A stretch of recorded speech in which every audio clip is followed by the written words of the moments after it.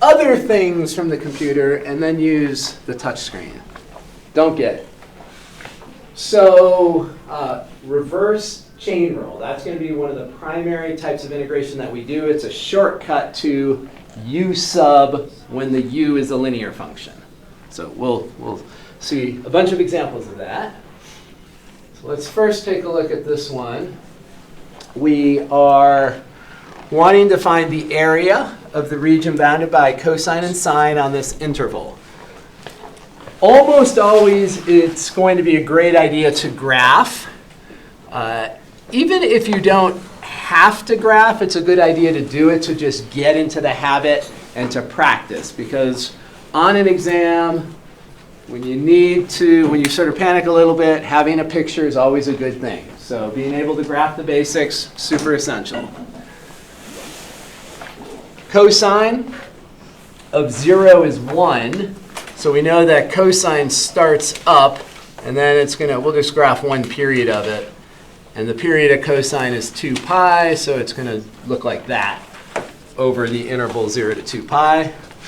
Sine of 0 is 0, so it's going to start right there. And sine is going to then go right through there. So we're going to have some sort of intersecting points. That should be a little bit lower. Let's see if I can draw it a little bit better. Down and then to there. That's reasonable. Okay. So let's label them just so we know which is which. So sine is the one that goes through the origin. Cosine is the one that starts at 0, 1 when we're looking at the first period. So those are the first periods of sine and cosine. First period starts at the origin, goes over to 2 pi. If there's not a period adjustment. So now we have to figure out these intersection points. So we've got these intersection points. Let's make sure we know where those are. So those intersection points are happening where sine and cosine are equal to each other. And whenever we're looking at trig equations or trig values, usually drawing the unit circle is the move. That usually gives us a very good idea of what's happening with a trig equation. So let's go ahead and look at the unit circle. And we know that cosine is the first coordinate, sine is the second coordinate when we're on the unit circle. We want to know where sine and cosine are equal to each other. So that's saying, well, where on the unit circle is the x value the same as the y value? And there's only 2 places, right? There and there. Those are the 2 places where the x and y coordinates are identical. There and there. So those 2 places. Everyone agree with that? If you look in quadrant 2 and quadrant 4 and you look at those midpoints, sine and cosine have the same magnitude, but they're not identically equal because one's positive and one is negative. Here they're both negative, root 2 over 2. Here they're both positive, root 2 over 2. So this angle in quadrant 1 is pi divided by 4. This angle over here in quadrant 3, if we count by pi over 4s, 1 pi over 4, 2 pi over 4, 3 pi over 4, 4 pi over 4, 5 pi over 4. Everyone agree? 5 pi over 4, there's 5 sectors of pi over 4. So 5 pi over 4 is that angle in quadrant 3. Well, that just so happens to line up with the 2 x values that they gave us. So pi over 4 and 5 pi over 4 happen to be where those intersection points are, so that's nice and clean. We're going to find this area in here by integrating. Let's draw a representative rectangle. So a representative rectangle, I'll draw it right here, will be at a random x. So that representative rectangle, bless you, right there. You're imagining that rectangle sliding through this region. from pi over 4 to 5 pi over 4. The width of that rectangle is dx. The height of that rectangle, the height of the rectangle is a vertical distance. Right? The height of that rectangle right there, that's a vertical distance. Anytime we have a vertical distance, we're going to take the upper y and subtract off the lower y. So the upper function minus the lower function, blue minus red. That'll give us the height of the rectangle. Dx is the thickness. We integrate that, and we'll get the area. So the area will be the integral from pi divided by 4 to 5 pi divided by 4. The upper function is the blue one, which is sine. We're going to subtract off the lower function, which is cosine. This subtraction right there, that's the height of a rectangle, and the dx is the width. So the product of that is the area of that representative rectangle. And if we integrate, we sort of sum up the areas of all those little rectangles to get the total area. Any issue or question on the setup there? Let's see. Just let me write it down. That make sense to everyone? So one of the general principles we'll be doing is measuring vertical distance. That's always a change in y coordinates. Horizontal distance is always a change in x coordinates. So that's kind of a basic concept that we'll use a lot. And then we're going to integrate term by term. We have two terms there. The first one's integral is negative cosine of x.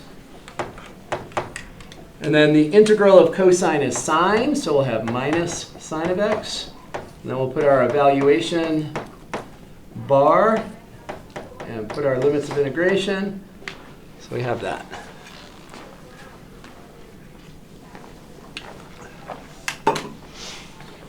So we are going to substitute the upper limit of integration in to that antiderivative. So we'll have minus, and let's get that circle here just so we can kind of look at it. So minus cosine of 5 pi over 4. So 5 pi over 4, if we're visualizing it, we're going over to quadrant 3, down here, and both cosine and sine are negative root 2 over 2. So we're going to have a negative, but then a negative root 2 over 2, and then minus, and then sine at the same place is also negative root 2 over 2. So there is the antiderivative evaluated at 5 pi over 4. I'm just going to put parentheses around it just for the heck of it, just to sort of identify that this is the antiderivative at 5 pi over 4. And then we subtract off the antiderivative at pi over 4. So that is the fundamental theorem of calculus, upper limit evaluation minus lower limit evaluation. Lower limit evaluation minus cosine of pi over 4. Okay, now we're in quadrant 1. Cosine and sine are both positive, root 2 over 2. So we're going to have that. So when all is said and done, if we get rid of all these negatives, here we have minus a minus, so that's going to be root 2 over 2. That's going to be root 2 over 2. We distribute the minus here, we get root 2 over 2. Distribute the minus there, we get root 2 over 2. So we end up with 4 root 2 over 2's, which is 2 root 2.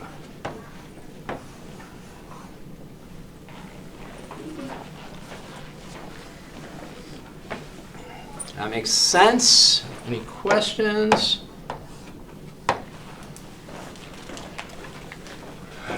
Any part of that causing you grief? I'm actually starting to get it after studying a little bit the other day. It's amazing what studying does. And I was just looking Highly recommended. I mean, you know, I have a lot of time to like listen to podcasts and such at work, so I was just listening to, you know, some people that, you know, there are a lot of people who have done a lot of useful stuff. I just plopped it on YouTube and I'm just going over. Now that's a nice job. You watch YouTube while you're working and getting paid? All right, so let's go ahead then, if there's no more questions, and look at this. I want you to think about this function before I graph it. We're going to see that type of function a lot this semester, where we have a fractional exponent on y. On x. So y is equal to a fractional exponent of x. And the fractional exponent that you're most familiar with is the square root, 1/2 as the exponent. You should all know that that kind of looks like a bird wing, right? That's what 1/2, y equals x to the 1/2 looks like, y equals square root of x. And what I want you to sort of do in your mind is generalize that process. It's not going to matter a whole lot in terms of the shape, whether the fraction, as long as it's a fraction, like a true fraction, less than 1 in value type thing. Although it's actually pretty similar even if it's not, but let's just do this. So x to the 1/2, I think it's two. looks there. 2 over 3. So x to the 1/2 is going to look like a bird wing like that. And just watch as we change this exponent. Actually, I don't even need to retype. Let's just come up here, come up to the exponent position. And it doesn't matter. If we do a 0.1, it still looks kind of the same. 0.2, kind of the same if we just look at quadrant 1. You know, a lot of times we're only looking at quadrant 1. Certainly, if the exponent allows, sometimes you'll be able to find the, you have some negative values, some stuff happening to the left of the y-axis sometimes. Not always, but sometimes. So there's all this stuff. But if you look in quadrant 1, they all look about the same. They're all roughly, and when we're graphing these things in quadrant 1, it doesn't matter. We just need a general shape. So for all of them, you should just sort of be thinking, oh yeah, it's kind of like a bird wing. So just keep that in mind. And if we get above 1, then things are different. But when we have a fraction, so something that's truly a fraction, less than 1, that image in quadrant 1 is roughly a square root function. So don't panic when you start seeing these weird exponents that maybe aren't intuitive. You know, if you start plugging in numbers, it can get a little bit messy. And you obviously can do that. You can plug in things that have, if I was looking at this and plugging in numbers, the denominator is the cubed root. So we'd want to plug in x values that have perfect cubes, that are perfect cubes. Like plug in 8. The cubed root of 8 is 2, and then 2 squared is 4. Plug in another perfect cube, I don't know, 27. The cubed root of 27 is 3, and then 3 squared is 9. So you're going to end up building a square root-ish looking function.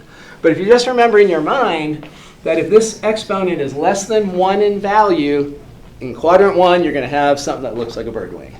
So you don't have to get super detailed with your graph. It just helps us to orient ourselves. So let's go ahead and draw a sketch. So x to the 2/3 again, and we don't care what's happening to the left here. We're looking in first quadrant. They even say that, so it's going to look something like that. And then y equals 4 is a horizontal line. So we have something like that. And it says the region in the first quadrant bounded by these two functions. So that region that's bounded by the two functions that we're looking at is this region right there. And there should be no ambiguity to the region. So it's this region right here between the two curves. That's not bounded. So bounded means you could draw a circle around it. That it's an area that is enclosed. It's bounded. Similarly, this area down here is not bounded. It goes on forever. So the only bounded area in quadrant 1 with these two curves is right there. So that's the area we're trying to find. So we're going to draw our representative rectangle. Representative rectangle can be anywhere. I'm going to draw it between those 2 points. And we think of that representative rectangle at x. So there's our representative rectangle. We imagine that rectangle sliding through this region, this orange region. And we're going to need to figure out what this endpoint is right there. How do we do that? We set the functions equal to each other.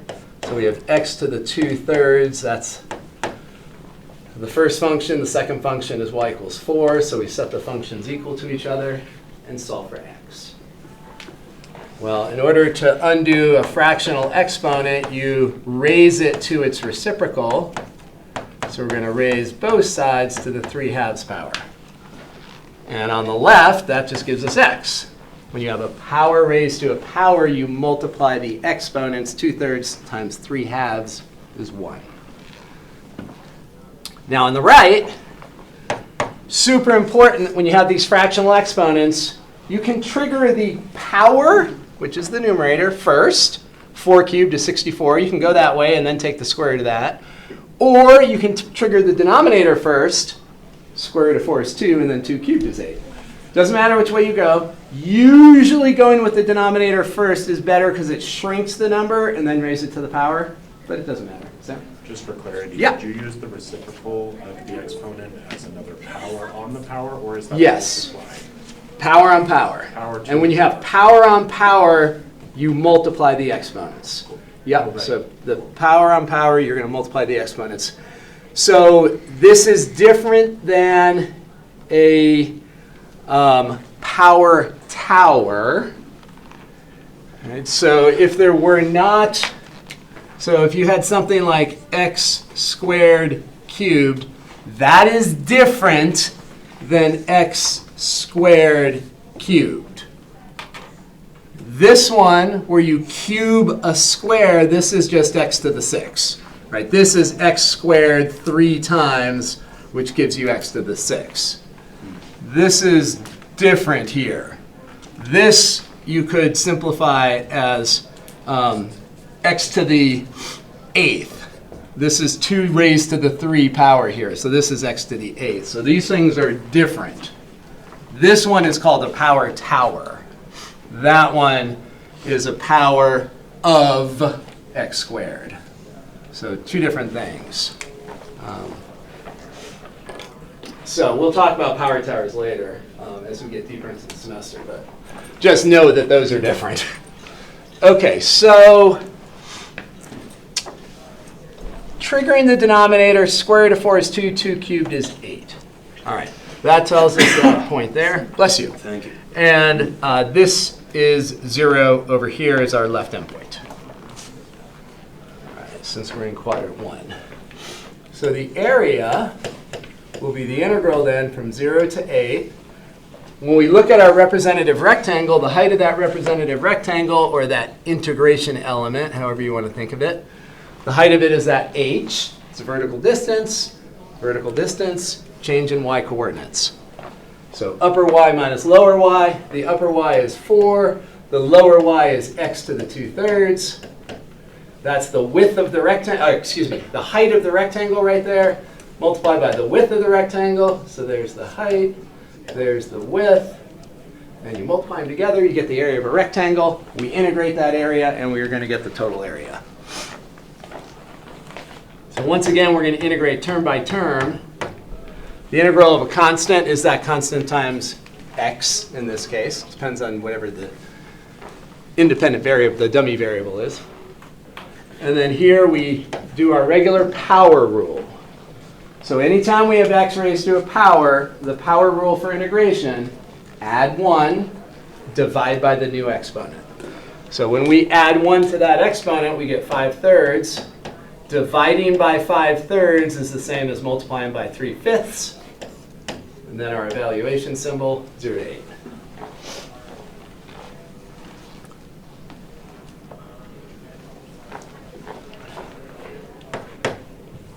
Plug in the upper limit. So here's our antiderivative. Plug in our upper limit. 8 times 4 is 32. Minus 3/5. Let's focus on this x to the 5/3 piece. We plug in the 8. You could take the 8 and raise it to the 5th power and then take the cubed root of that. That's a lot of work. 8 to the 5th power. No one in here could tell us that answer off the top of their head.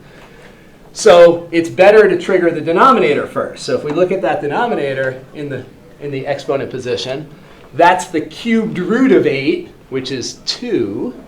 And then 2 raised to the 5th power is 32. 2 multiplied by itself 5 times. So is that 3/5 multiplied by 32? Hold on, did I do that? I might not have done that multiplication right. Let's do it. Let's do it like this, 2 to the 5th. And then let's think about that. Is that really just 32? Let's see. 2 times 2 is 4. Multiplied by 2 again is 8. Multiplied by 2 again is 16. Multiplied by 2 again is 32. Okay, it is 32. And you would multiply that by 3/5? Correct. That is correct. And I'm going to show you an algebra thing that I tend to do here. Like if you multiply that by 3/5, that's kind of a pain. You get 96 over 5, and then you've got to get a common denominator of 5 under the 32. What's the common factor here? Do you see a common factor? 32. 32 is a common factor. So let's pull it to the front. And if we pull that 32 to the front, we would be left with 1 minus 3/5, which we can do in our head really easily. 5/5 minus 3/5 is 2/5. And it's generally, if you do have a common factor there, it's often a little bit quicker just to factor it out because you're usually left with something that you can do in your head pretty easily. At the very least, you're dealing with smaller numbers if you factor that 32 out. So that's an arithmetic technique that can be helpful. Any questions on any of the steps there?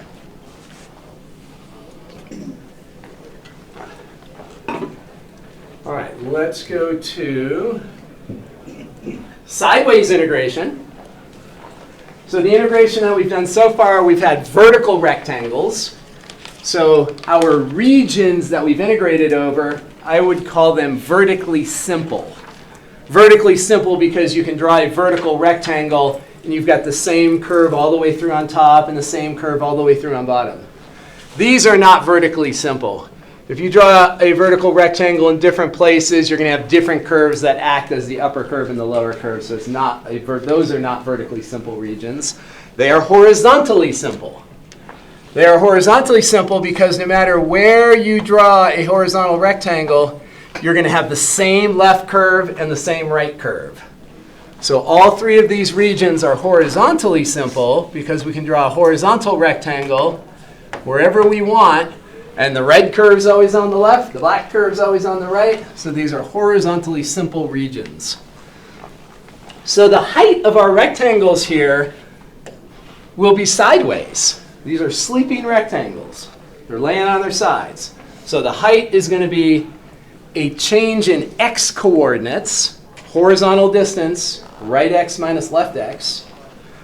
And the thickness or the width of these rectangles will be dy. So we're thinking about these rectangles. If we blow them up, these rectangles have a height that direction and a thickness that direction of dy. That's what our representative rectangle is looking like if we were to zoom in with a microscope. So the concept is the same. We take the height of the rectangle, we take the width of the rectangle, multiply them together, integrate. And that's going to give us the total area.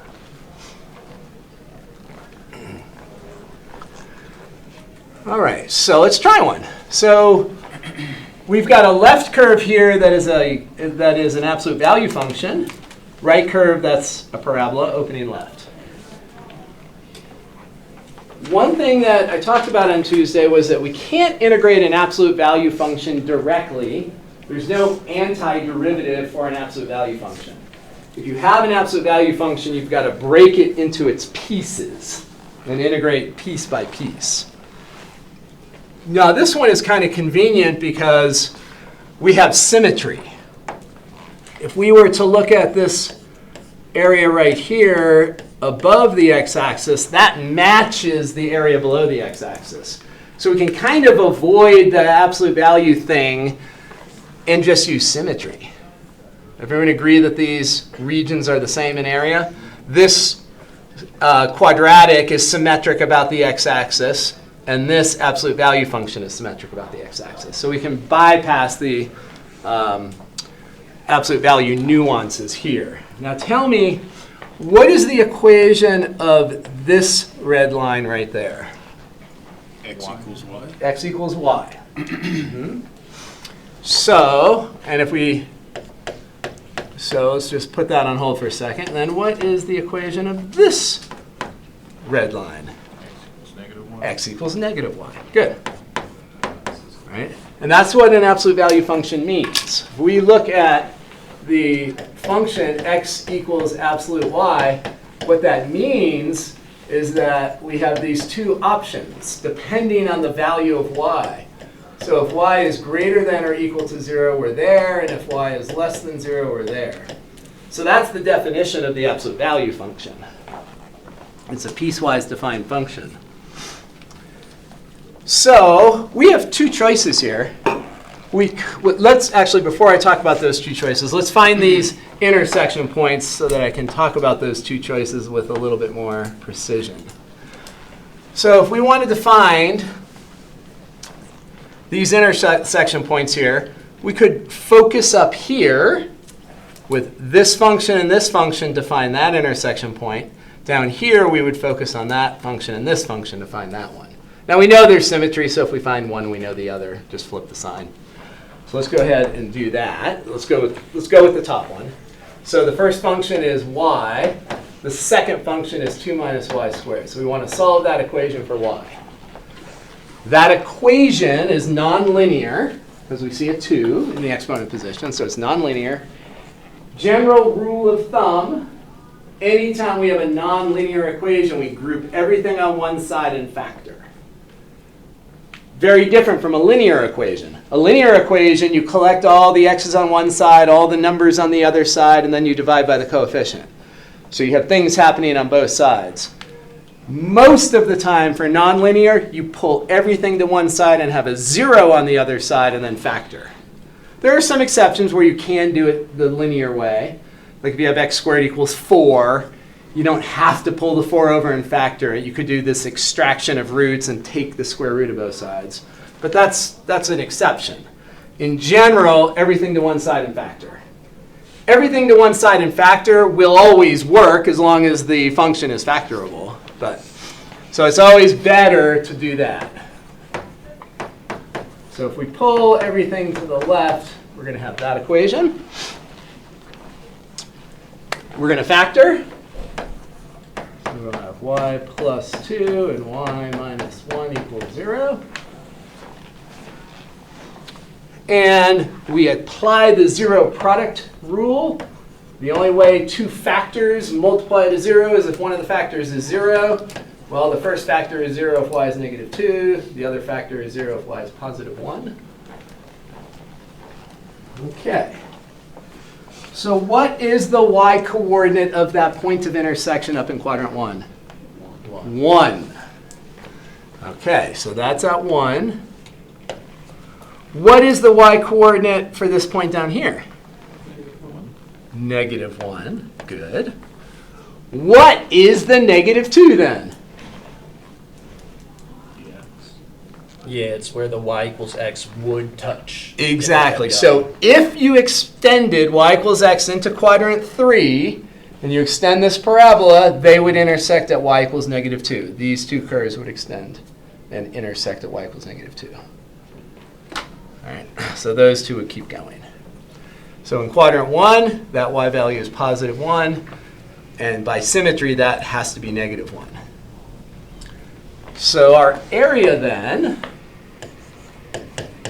I'm going to double it. So I'm going to put a 2 out in front. So this is by symmetry. So we're going to double the area that we find in quadrant 1. And the area in quadrant 1, let's draw our representative rectangle, our sleeping rectangle right there. That's a random horizontal rectangle at y. The height of it is horizontal.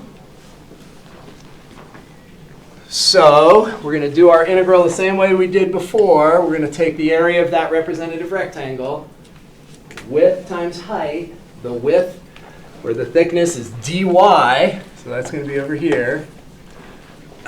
And then the height of this rectangle, the horizontal distance, right minus left. So it's the right function, 2 minus y squared, a little more space, 2 minus y squared, minus the left function, which is right there, and then dy. So everything inside here has to be y's. So this is the height of the rectangle, and this is the width of the rectangle. And the y values are starting here at 0, and they're going up to 1. 0 to 1 will be our limits of integration.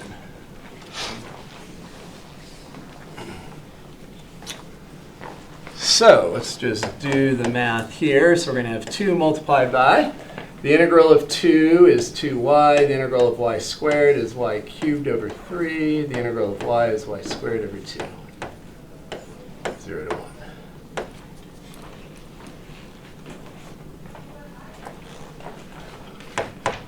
I'm going to plug in the 1.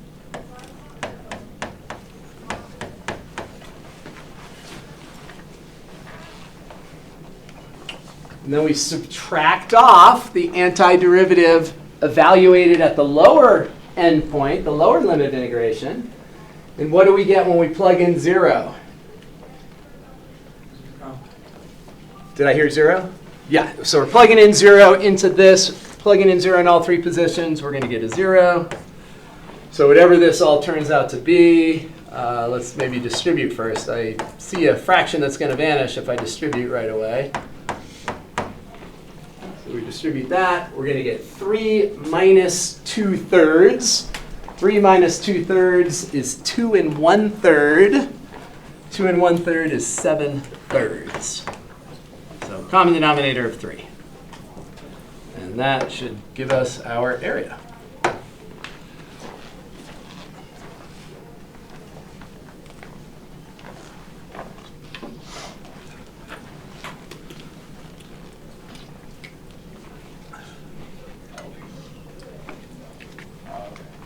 Any questions?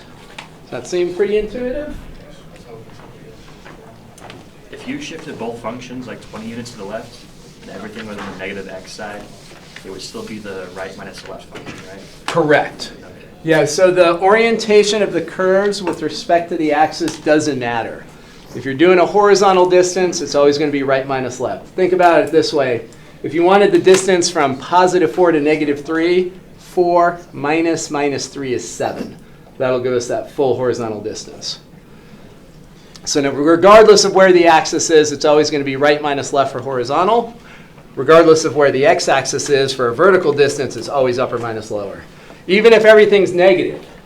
So if you're down, if you have something and you're looking at the, let's say, -1 to -8, if you want this distance, if you do upper minus lower, you still are going to get that positive distance, regardless of the orientation with respect to the axis. So it's always upper minus lower for vertical, always right minus left for horizontal.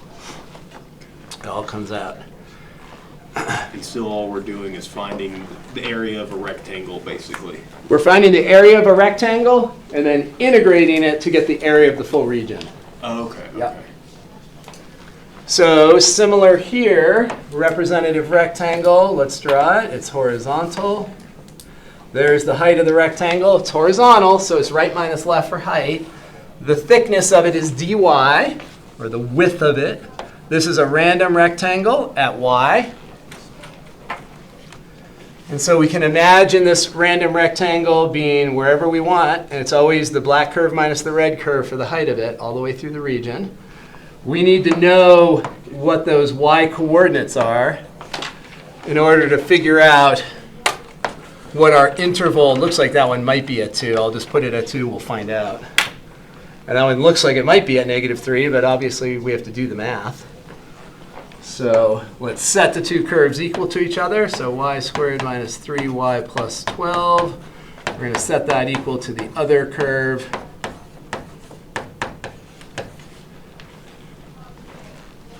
Once again, we see that the equation is nonlinear. Anytime we have a nonlinear equation, if you like rules, I know most college students don't like rules, but most math students do. If you want rules, the rule would be if it's nonlinear, put everything to one side and factor. That's a really good rule for this type of thing that will usually work. Obviously, there's going to be times where you can't factor. But so adding 6y, let's see, now I have to subtract 30, so it looks like -18 equals 0.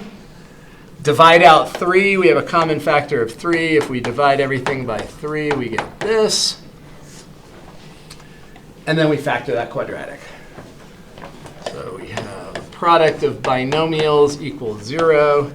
We want the positive on the bigger magnitude so that the middle term stays positive. So this will tell us by the zero product rule that our y values are -3 and 2. So now we know that this y value is -3, we know that this y value is 2, and we're going to integrate from -3 up to 2. So there's our integration interval right there.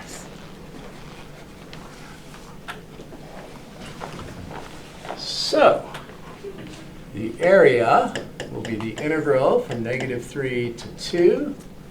Now we have to put the area of our rectangle. Area of the rectangle is the height of this rectangle, so that's the right curve. -2y squared minus 6y plus 30.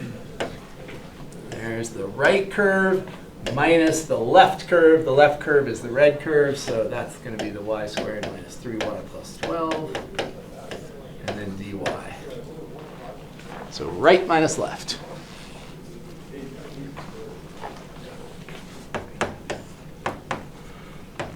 So -2y squared minus y squared is -3y squared. -6y plus 3y is going to be -3y. 30 minus 12, 18 dy.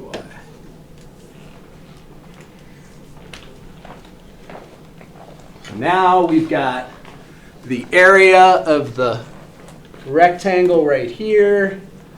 Now we have to integrate it. So we integrate the area of the rectangle to get the area of the region.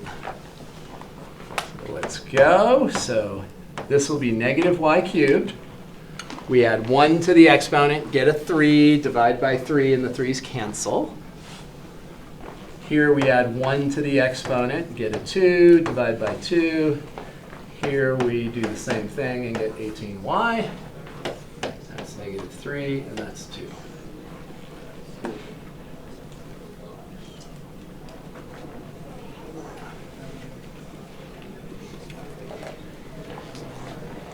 So we've got our antiderivative now.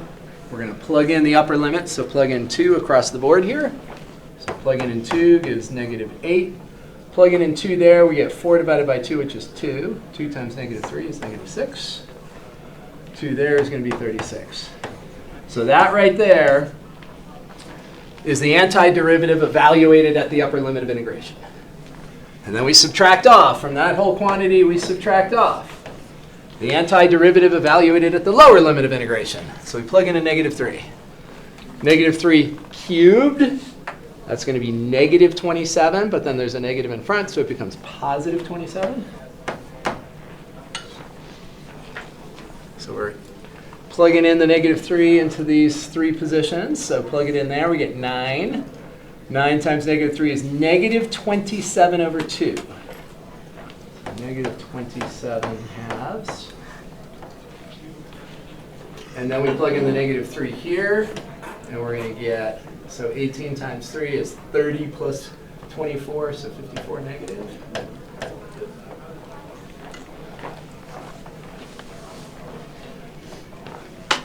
Then we just have to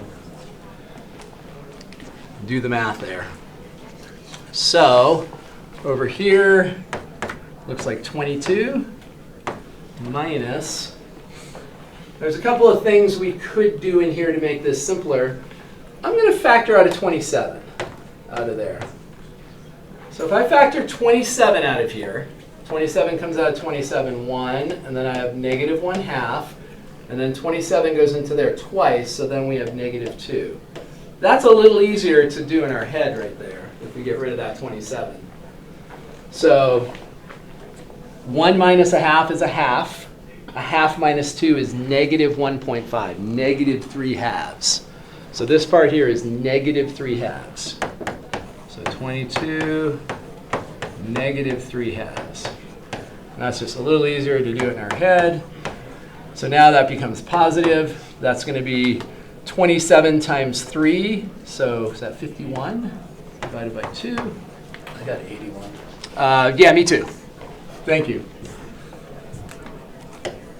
Yeah, I multiplied 30 by 3 wrong. I was thinking of it as 90 minus 9, and I did 60 minus 9 instead. Okay, so then we're going to have 44 plus 81 divided by 2. So 125, I believe, divided by 2.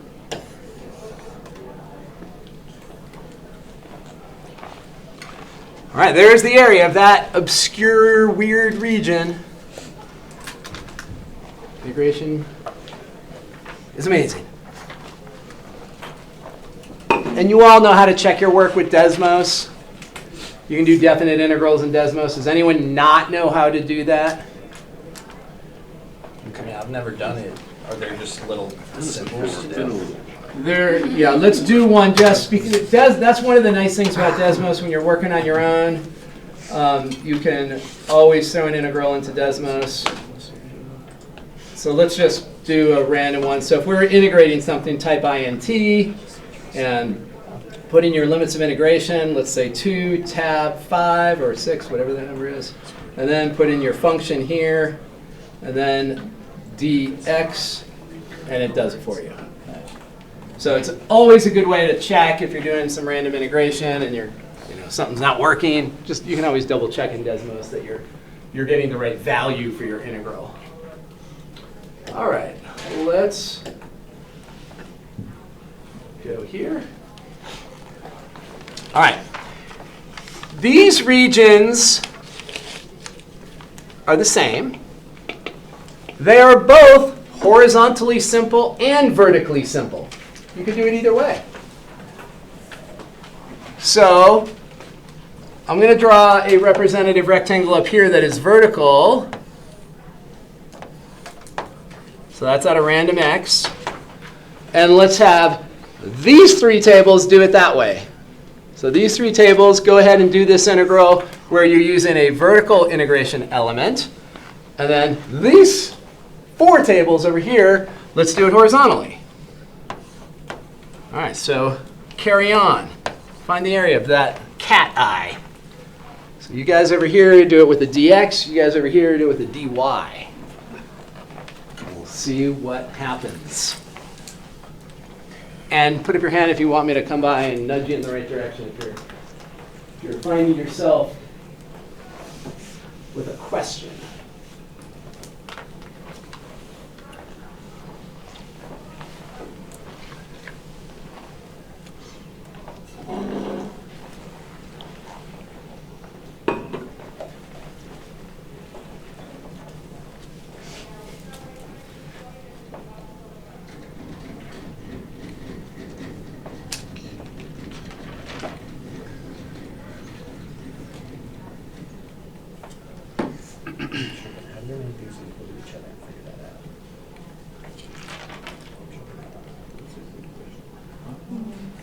Well, I know one of them starts with the origin. Yeah. I have a feeling the other one might. Yeah, feel free to chat with your neighbors if you have What's questions. the upper limit on that? Does that one have a set? You got to find it. Okay. So when you have a region that's bounded, usually they're not going to give us the limits of integration. So if the region's bounded, we have to set the 2 curves equal to each other and find those points of intersection. You know what I mean? Like this region here, it wasn't given to us that that was 2 and this was -3 or whatever they were. We had to set that curve equal to that curve and figure out what those are. Can you take out? Okay. So we're going to set these 2 curves equal to each other. Okay. So And square root. Where does square root x equal exactly. x cubed? Can you factor out? I'm sure they have. Sure. I don't know what to do with them. I'm making them equal to each other. Okay. Not sure where to go. So when you have a square root, there's 2 options. Let's take a quick review of this. If we set these things equal to each other, we got that. Back in algebra, you learned a technique that if you did have a square root equation, you could square both sides to clear that square root out. So that's one option here, is to square both sides and then move everything over to one side. If we square both sides, we'll have that. But what happens when you square an equation? You potentially introduce extraneous roots. Like if you had this very basic equation, x equals -2, if I squared both sides, this equation has one solution. This equation has two solutions. So whenever you square both sides, you just have to be aware that you could introduce extraneous solutions, so then you have to double check at the end to make sure. So, and now this one, you would do the x squared minus, or x to the 6 minus x, factor out the x, and go from there. So that's one option. Now the way I saw you on your paper, you had x to the 1/2 minus x cubed. You can do that also. Here you have to factor. You could do a GCF. The factor that comes out is that. And tell me what would go in there. 1.5. So let's see, 1.5. Let's try it. So if we put that there, if we are distributing this over, we would add the exponents. Is that so? If we add these exponents, do we get back to 3? No. So this is going to be, So like 2.5. so 5 halves. So now we add the exponents. When we distribute over, we're going to add those and get 6 over 3, which is 2. So we had to do a 3 minus 1/2 to get that exponent. And so either of these are going to give us the right answer. So this will be x equals 0 or 1. This is going to be x equals 0 and 1. And it actually turns out that we don't have an extraneous solution in this case. The intersections are at 0 and 1. So often when you square both sides, you do get extraneous root. In this case, we don't always get one. Yeah, so if you shove everything to one side, the next step is factor typically. But this one did have a slight other option. All right, as you guys are writing, I'm just going to write the setup of both, so you have the setup for both here.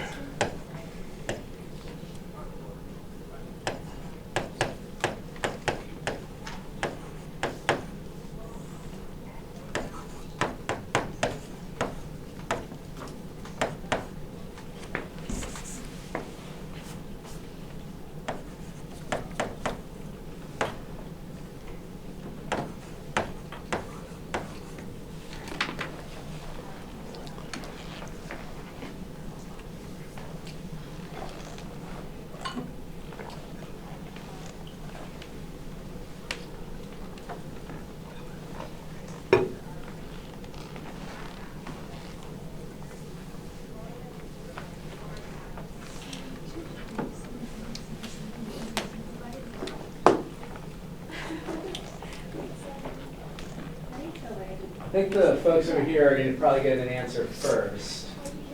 The vertical is a little less work, so let me know when someone from the vertical finishes. What'd you get? 5/12. Did anyone else get 5/12 yet? Close? Yeah. Yeah. We have a 5/12 confirmed? Correct. No? Not 5/12? Oh, you're still plugging in. You're dealing with fractions. Anyone else get 5/12 on the y's yet? You did? Okay, good. I haven't gotten that far. I've only just copied down what you wrote down on the board. So we're going to talk more about the horizontal one because I want to make sure that you see it's a little more complicated.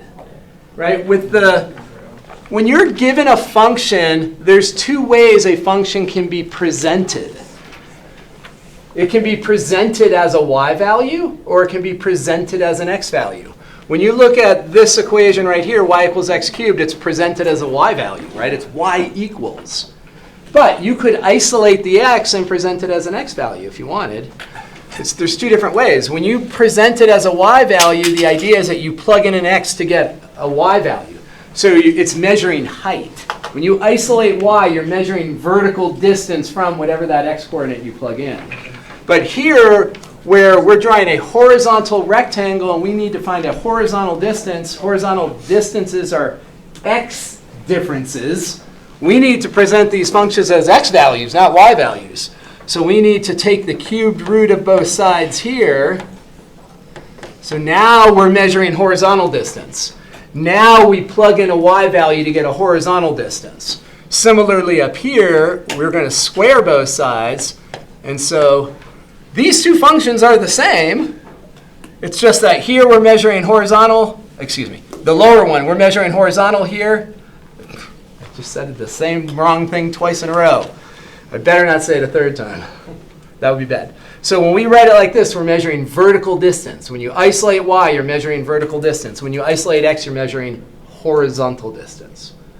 And that's what we want down here. When we find the horizontal distance here, the height, it's the right x minus the left x. And the thickness of this rectangle is dy, so we know that everything in here has to be y's. If you have a horizontal rectangle and you know the thickness is dy, that means everything in front of the dy better be y. You can't have x's with a dy. Right? These letters have to match. When you have a dx, you have to have x's. When you have a dy, you have to have y's. So that's one cue to keep in mind if you think about your sleeping rectangle. Ooh, the thickness of its dy, that means I need to have y's inside the integrand. So it's an important cue that you can keep in mind. It's very tempting when these are written as y values to say, oh, x cubed minus square root of x dy. But that's a faux pas. OK, so now we integrate. We add 1 to the exponent. We divide by 4/3, which means multiply by 3/4. Add 1 to the exponent, divide. Plugging in 0 gives nothing, so all we have to do is plug in the 1. Common denominator of 12. So we'll have 9 minus 4, which is 5/12.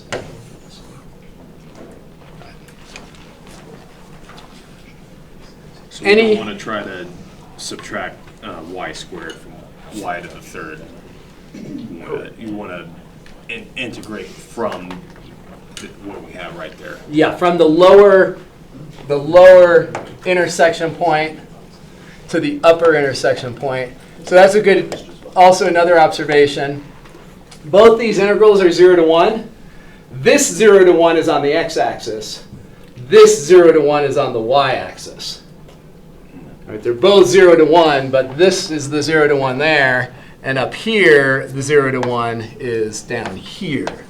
So those are x values versus the other one, which is y values. So to find the horizontals 0 to 1, you have to do it as like the y type equation equals a y type. You don't actually have to, because these intersection points are what they are no matter what. Like we already found out, right? Yeah. So as soon as we know the coordinates of this point are 1, 1, and we could figure out the coordinates of these 2 points either way. You could set x equal to x or y equal to y. Okay. So both, but once you know the coordinates of those points, like if we set them equal to, like we did up here, we know that this is 0, 0. We know that that's 1, 1. So, but yeah, in general, if you weren't setting it up this way at all, then you would do it. You just said, you would set this equal to that and do it with y's. So after the integration, where you've got the 1 and the 0 right there, you go. What numbers do you plug in to get to the next step? So you're plugging in the 1. 1 raised to any power is 1, so you get 3/4. 1 cubed is 1, so you get the negative 1/3. And when you plug in 0, you get 0. Limit? Say it once again. You're plugging in the upper limit? Yep, upper limit first. Upper limit first. Upper limit first, and then the lower limit. The lower limit is 0, though. When you plug in the 0, you get 0. Okay.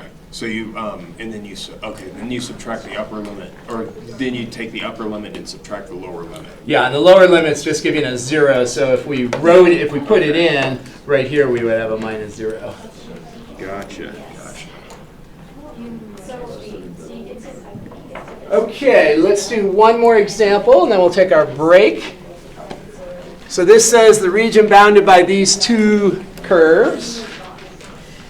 And let's do a graph again, because graphs are good.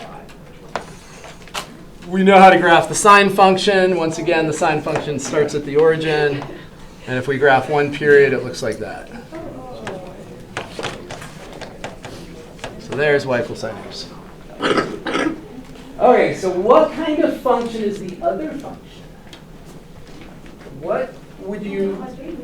What is that second function? It's a quadratic. And it's factored. So that's helpful, right? If it's factored, can you tell me what the x-intercepts are for that quadratic? 0 and 0. 0 and pi. So 0 and pi are the x-intercepts. There is 0. There is pi. Over here is 2 pi. The period of sine is 2 pi. Now, does that quadratic open vertically or, yes, it opens vertically. Does it open up or does it open down? And it opens up because if you were to expand this, the coefficient of x squared is a positive number. Now, we don't care where that vertex is. It doesn't matter to us. We just need to know that it's below the blue curve. So if this parabola opens up, I can just sketch it like that. That's totally fine.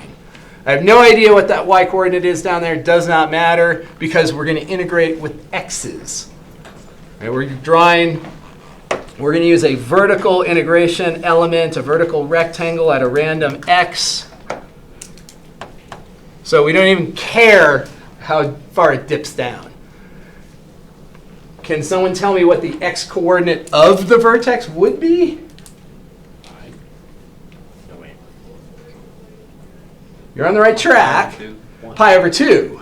Right, because this distance here is pi, and we know that the vertex is always midpoint between the two intercepts. So if we wanted to, we could take pi over 2 and plug it in there and get the y value down there if we needed it. We could get it. But again, we don't need it here, so let's not get it. So our area will be the integral from 0 over to pi. So the region that's bounded is only this, right? This parabola is going to go up forever. It's never going to intersect the sine curve again. So that is the bounded region. There's no ambiguity with that bounded region. So we'll integrate 0 to pi. And then the rectangle. The height of the rectangle is vertical. So upper minus lower. Y values, they're given to us as y values, so we don't have to do any finagling. So sine of x minus. I am going to distribute this, though, because we don't want to integrate this as a product. So it'll be minus x squared and then plus pi x. So that'll be the area of the rectangle.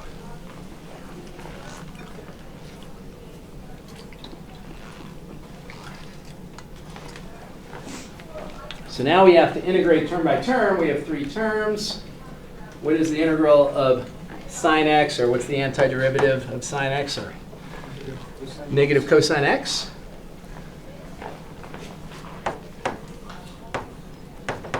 And then we do our power rule. We add 1 and divide. Oh, power rule again. We add 1 and divide. And then our limits of integration.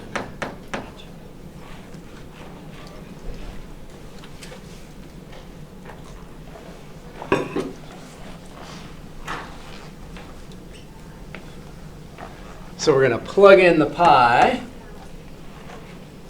That's the upper limit of integration. So that entire antiderivative evaluated at pi. So we plug it into the cosine function. Cosine of pi, left side of the unit circle, down here, x value, -1. But then there's a negative in front, so that becomes a +1 minus pi cubed over 3 plus pi cubed over 2. All right, so there is the antiderivative at the upper limit of integration. I'll put parentheses around that just to isolate it and kind of try to reinforce that it's the upper limit evaluated, and then subtract off the lower limit evaluated. We obviously don't need these parentheses, but it sort of helps to just sort of lay it out visually. This is the antiderivative at the upper limit. Now over here, we're going to put the antiderivative at the lower limit. Cosine of 0 is 1. There's a negative in front. And then 0 cubed over 3, that's 0. 0 squared over 2, that's 0. So our final answer We'll get a +1 from here. We have a +1 over there, so that's going to be a 2. And then here we're going to get a common denominator to mash these pi's together. So we're going to get a common denominator of 6. So we'll do that kind of thing. So we'll end up with 2 plus pi cubed divided by 6.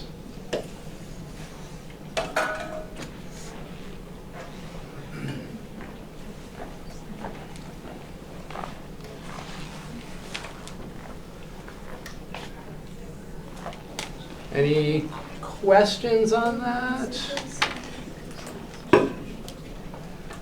I will take our 10-minute break. If you have a question on that, I'm here to answer. I'm just going to turn off the recording, or at least pause it if it comes up.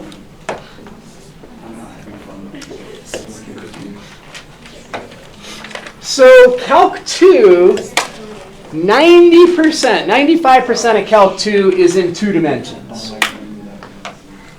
Usually you don't get to these volume type things, at least conceptually, until Calc 3, normally.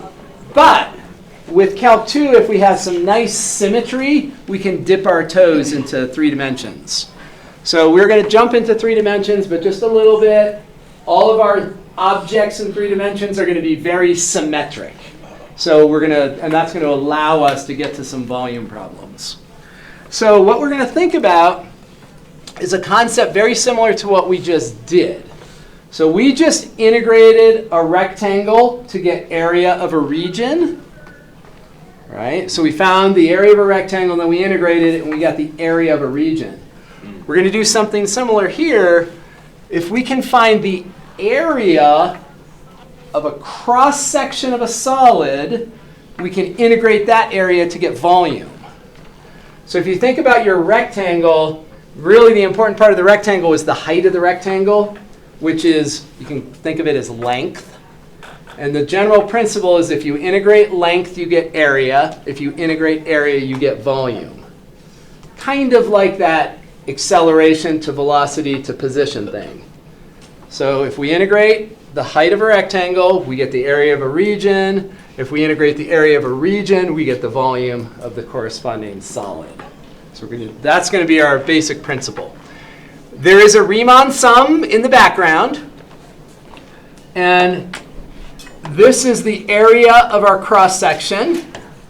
This is the thickness or the width of your cross-section. And area times width will give us volume. So you can think of this as the volume of this parabolic region right there. All right. So we will typically call this 3-dimensional thin region a slice. So if we have a solid object, first thing we do is take a cross-section, and a cross-section is just 2-dimensional. It has area. And then we add a little thickness to it, which will turn our it will turn our cross-section into a slice. So we're thinking if this is a cross-section, that is a slice. So the area part is from the cross-section, and then we puff it up with a little thickness, and that's going to create a slice. And the idea is we've got the volume of a thin slice. We add them all up. We get an approximation to the volume of the solid. And then we use our magic fairy dust, and we take the limit of the Riemann sum. As the slices get thinner and thinner, the approximation gets better and better. And the limit, as n goes to infinity, the Riemann sum will turn into an integral and get us the exact volume. So that's the fundamental theorem of calculus stuff you did in Calc 1. The limit of a Riemann sum, as n goes to infinity, gives you the definite integral. And the definite integral is our exact volume or area, depending on what dimension you're in. So let's try one of these things. Here's our general formula. We integrate area. And so when you're analyzing the integrand, you can think of it in 2 ways. So let me write the integral that we just did for area. So for area, we integrated the height of a rectangle multiplied by dx. So you can think of this in a couple of, you can conceptualize this in a couple of different ways. So here's one we've been doing all semester, all week, 2 days. If you integrate height, you get area. So you can think of it that way. Integrate area, you get volume. Or you can sort of think of these combined together, and you can think of this as a mini area, right? And that's a little area, the area of that rectangle. And if you add up all the rectangular areas, you get the total area. So you can think of the integral in 2 ways. You can think of integrating height to get area, or you can think of the integral as summing up all the little areas to get the total area. Here, you can think of the integral of area gives volume, or you can think of combining the area with the differential here, and this is going to be a little volume. And the integral then is adding all the little volumes to get the total volume. So you can think of it in either of those 2 ways is completely fine. So we look at our solid object here, take a cross section and get that square looking thing. We don't know for sure if it's square or rectangle necessarily, but until we look and read more carefully. But that thing that we see right there, rectangular-ish thing, that's going to be our cross-sectional area. We multiply it by dx, that creates a slice. We integrate that slice, and we're going to get the volume. So now let's see how they generated this solid. So they say, consider the solid with base region in the first quadrant bounded by this square root curve in x equals 2. So the xy plane is now flat. It's down here. And they've got this curve, and they've got x equals 2 in the first quadrant. That's building that shape down there.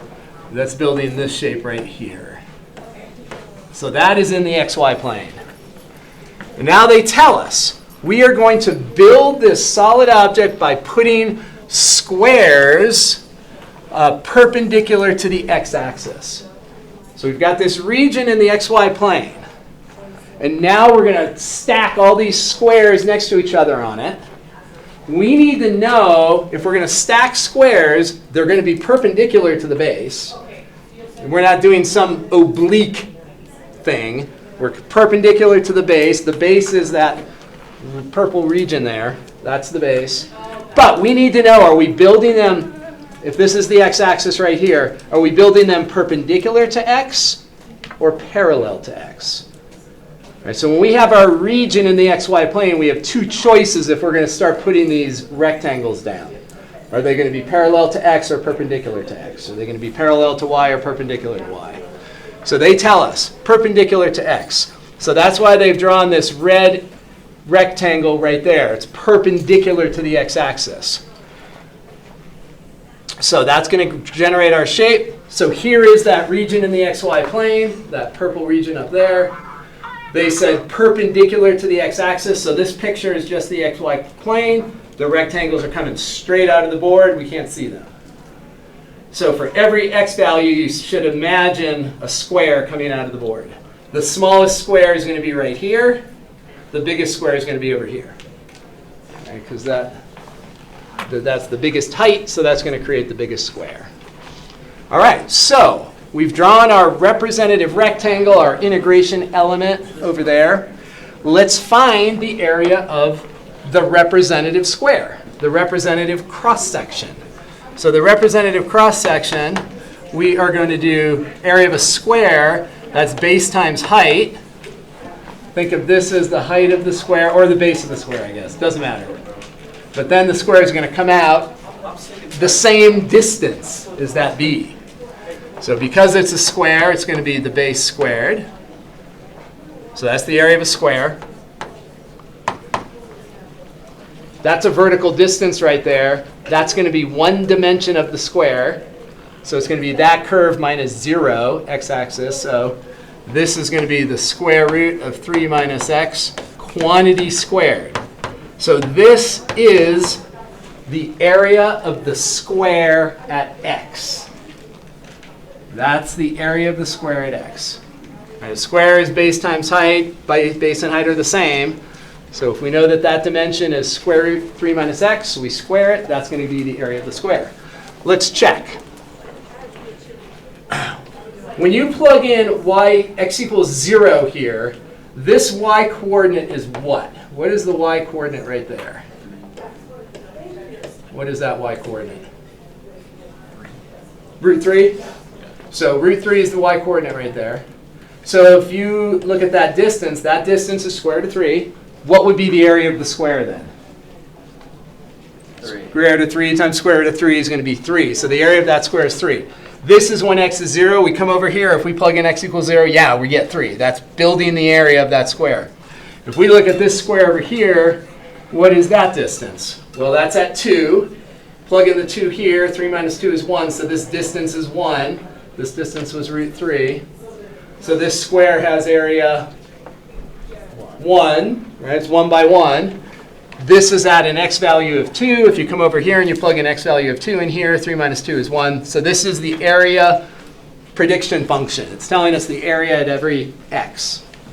And now, the simpler part is the concept that, oh, once we have area, we just integrate it to get volume. Now we have volume. So this is the area. This is the width. So this gives us a little tiny slice, the area of a slice. And if we integrate from 0 to 2, we now have the volume of that solid object with all these cross-sectional squares. So this will be 3x minus x squared divided by 2 from 0 to 2. That's going to be 6 minus 2, which is 4. That is our volume.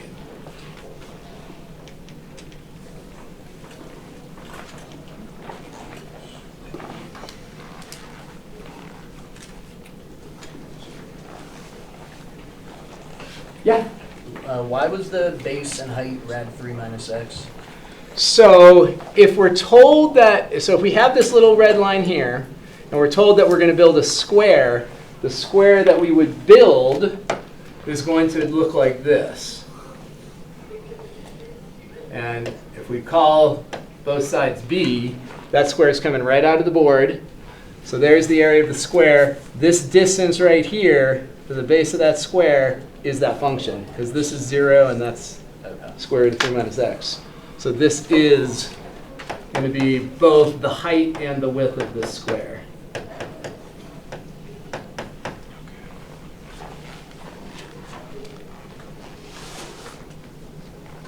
Okay, let's try another one. These are going to take a few before they start sinking in. All right, so we've got this function, root cosine x. That's not a graph you would be expected to know. They've given us the graph down here. I would give you the graph of that if I gave you that function. And we're looking on the interval 0 to pi over 2. All right. That region in quadrant 1 is going to then be rotated around the x-axis, creating this solid object that looks like the nose of a rocket. All right. Every single cross-section will be a disk, necessarily. If we take a region in a quadrant and rotate it around, just that construction process is going to create cross-sections that are circular. So we're going to have disks as our cross-sections. All right. The function right here gives us the radius of the disk. Right, so the radius of the disk, so the big R is the whole region. Little r is the radius of the disk. That is what the function is giving us. So our process, we need to find the area of a cross-section, so the area of a disk. Maybe I'll just write it as disk. Well, the area of a disk is pi r squared. So pi times the radius squared. And so that's going to be pi times, well, the radius is square root of cosine. And then we square it, so we get pi cosine x. So that is going to be the area of the disk at x. Let's do a little test to make sure that this function makes sense. Let's take a look at 0. If you look at 0, what is the radius of the disk right there at 0? 1. So the area of that disk should be pi. Pi times 1 squared is pi. Let's check. If we plug in 0 over here, cosine of 0 is 1. 1 times pi is pi. So yes, that's giving us the correct area. Let's look at the other extremity over here. What's the radius of the disk over here at pi over 2? 0. Right? That thing rotates around and it's not really creating a disk. Let's plug in pi over 2 into our area predictor function. Cosine of pi over 2 is 0. 0 times pi is 0, so yeah. So if you check your area function at the two extremities and it makes sense, most likely you have the right function. It's a good way to check your function. And then our new concept is that volume is nothing more than the integral of area. And then we have to get our limits of integration. They're coming from the x-axis. This representative rectangle is sliding across the x-axis from 0 to pi over 2. So those will be our limits of integration, 0 to pi over 2. Antiderivative for cosine is sine.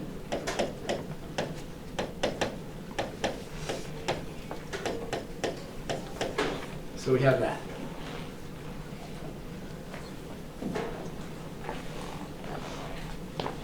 Sine of pi over 2. So again, visualizing the unit circle. Pi over 2 is top of the unit circle. Sine is second coordinate, the y coordinate. Top of the unit circle, that y value is 1. Top of the unit circle, y value is 1. 1 times pi is pi. And then what's sine of 0? 0. All right, so 0 degrees, 0 radians is off to the right. The y coordinate on the right side of the unit circle is 0. So that is our volume. Pi cubic units will be the volume of that nose cone.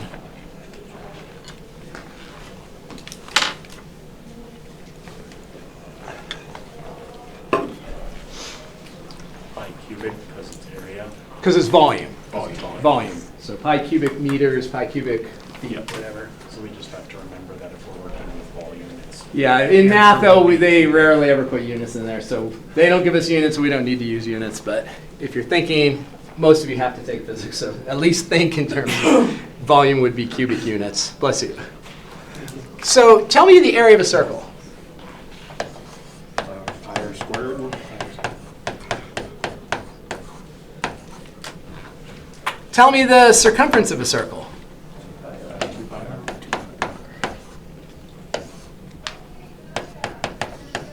Do you see the connection? If you take the derivative of that with respect to r, you get 2 pi r. If you integrate this with respect to r, you get that. If you integrate length, you get area. All right. Does anyone know the volume of a sphere?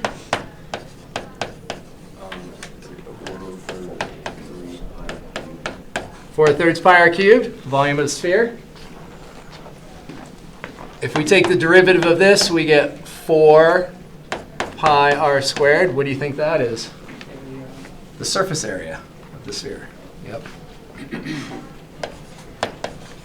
Surface area of the sphere.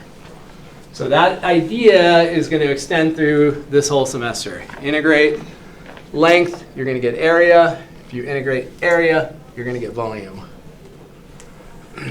Okay. So let's take a look at this one. I did create this little app here that helps us visualize it a little bit. I should have tried it in this classroom ahead of time. Let's see if it works.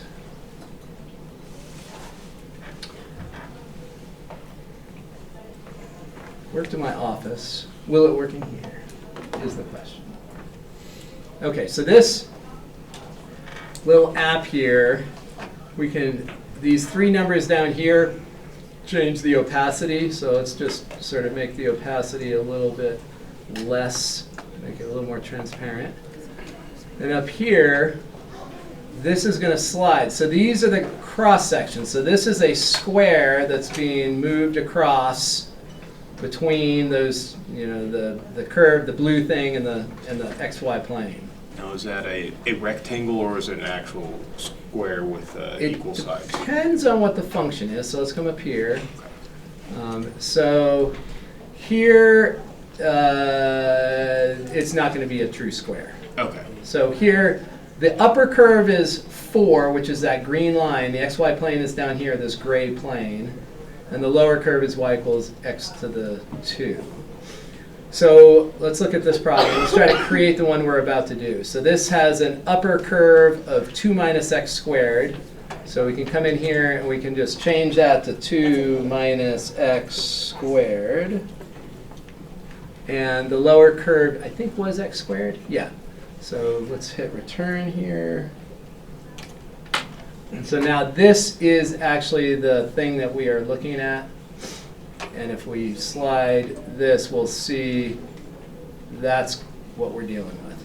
So we're trying to find the volume of this whole solid object by taking the area of this rectangular piece and then integrating it.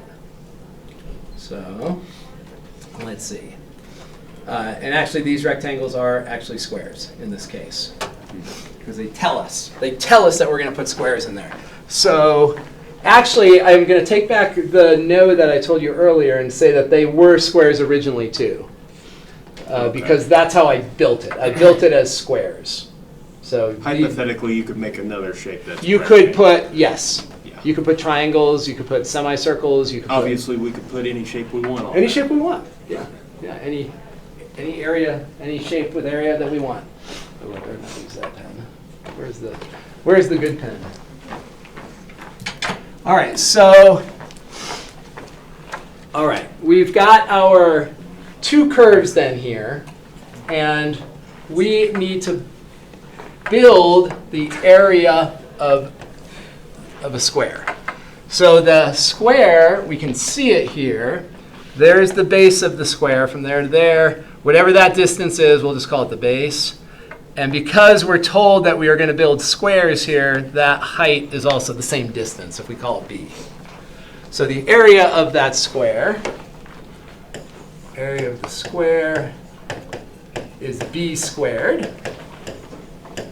And now b is the distance between these two functions. This function right here is acting like the upper function. And this one down here is acting like the lower function if we rotate. If we look, this is the xy plane, so that's the top function, that's the bottom function. So that means that b is the upper curve minus the lower curve. So we're going to come over into this equation. We're going to put b upper curve, 2 minus x squared. We're going to subtract off the lower curve, which is x squared. And then that's all squared. 2 minus 2x squared squared. So that is the area of the square at x. And then those x's are going to go from whatever this intersection point is there to whatever this intersection point is there. We haven't figured that out yet. But we will in a moment. Let's just finish this off. Let's simplify this. So we've got to FOIL this. So this is going to be 4 minus 8x squared plus 4x to the fourth. So that is our area at x.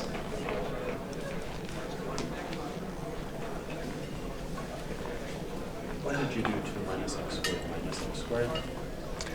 Did you say why did I do 2 minus that? X squared minus x squared, yeah. So this right here is the upper curve. Oh, upper minus lower. Yes. And then this curve over here is the lower curve. So the upper curve is right there, and the lower curve is right there. So upper minus lower.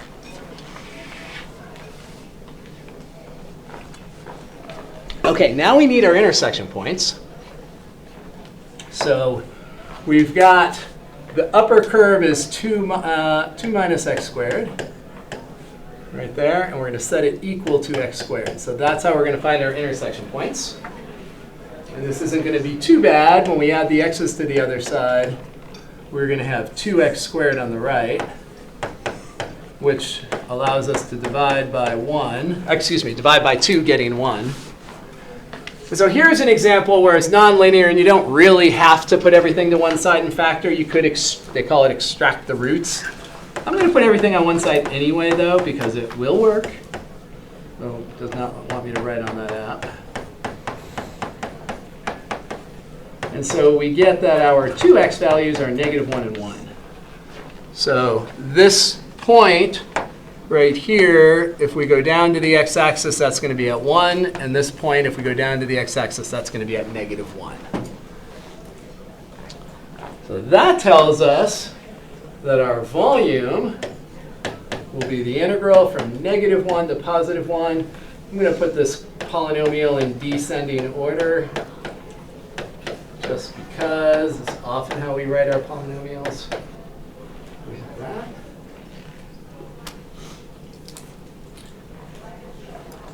You could factor out the 4 if you want. You could leave the 4 in. Does not really matter. Let's go ahead and just leave it in. So we add 1 to the exponent, divide by the new exponent. Add 1 to the exponent, divide by the new exponent. Add 1 to the exponent, divide by the new exponent. And we get that.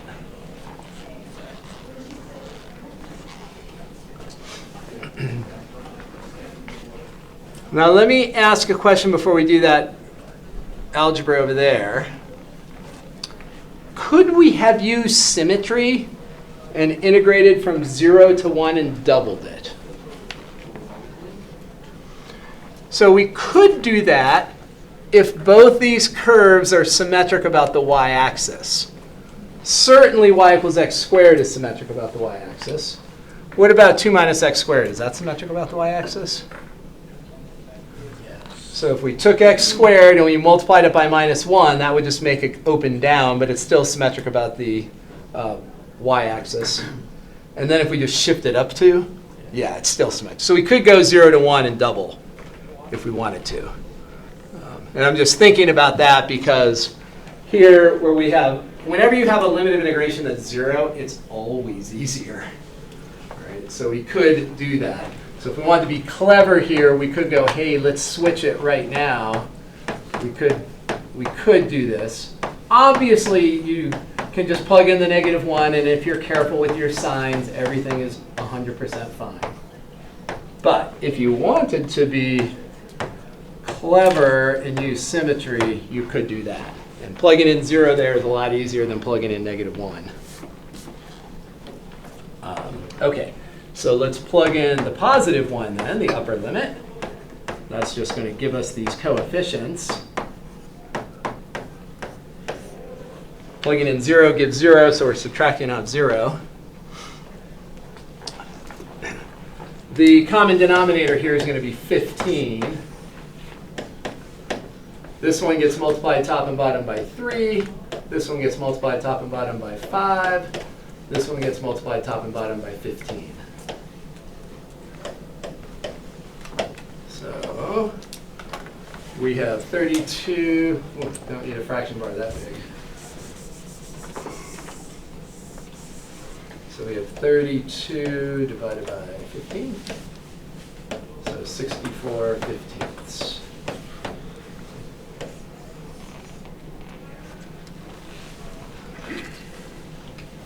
That's going to be the volume.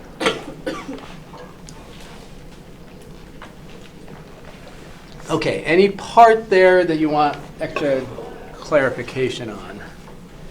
So that symmetry, like I guess you could say conversion there, where we went from 1 to -1. We probably could just go from there if we wanted to, if we wanted to solve it that way. Yes. Yeah, you could do it right from the beginning if you saw it. So because you are symmetric on that interval, you can just double it and go 0 to 1. Okay.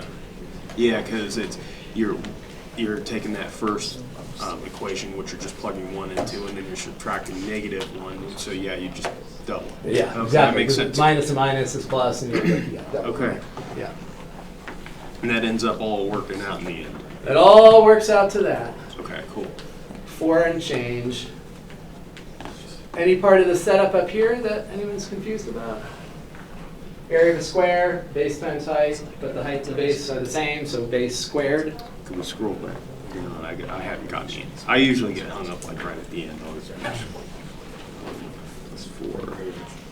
All right, so let's do another one of these. Takes a little bit of time to, you're getting there, I think. So let's do a different shape this time. Somebody suggested triangle. Very good foreshadowing. So here's triangle. So once again, we have this square cosine x thing. So that's this arc all the way across the xy plane there. That is symmetric about the y-axis, so we might be able to use symmetry here. And then x-axis is going from negative pi over 2 to pi over 2. Let's just double check. When you plug in pi over 2 or negative pi over 2, you get 0. Everybody see that? Cosine of pi over 2 is on top. X value is cosine, that's 0. So there's pi over 2, here's negative pi over 2. So we can definitely use symmetry here. And what about this y value? What do you think that y value will be? 1. That y value is at 1. Okay, so now it says we want these cross sections not to be squares. We want them to be right triangles with the horizontal leg in the xy plane to be, and the vertical leg to be above the x-axis.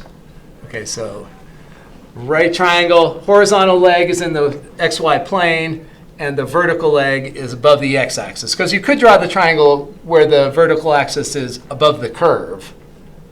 Or you could draw your triangles that way. So they have to somehow orient us with that triangle. So they say that the vertical leg of the triangle is going to be above the x-axis. So somehow they have to tell us. Yeah? Even if the triangle were backward, would it still be the same volume? Probably not. Probably not. Exercise for the reader, I suppose. Yes, exactly. That's a good question, because it is a right triangle, though.